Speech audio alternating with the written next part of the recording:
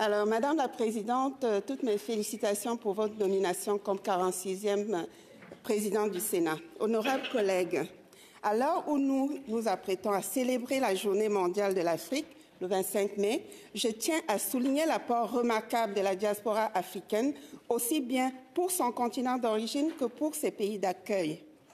La diaspora africaine fait référence à toute personne d'ascendance africaine vivant hors du continent.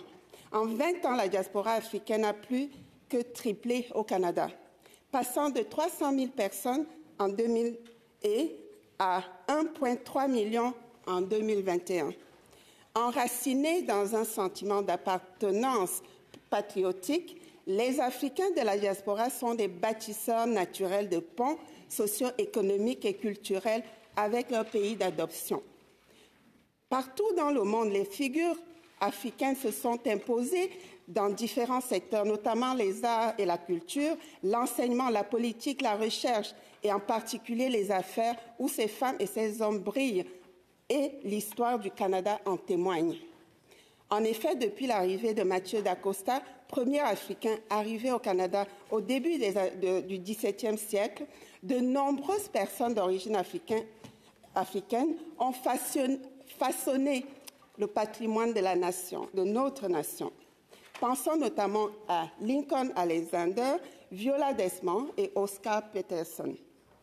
Je souligne d'ailleurs la présence dans la tribune de certains membres influents de la diaspora africaine du Québec, Souad El Malem, Fidel Togois, Henriette Vondor et Cyril Ekwala.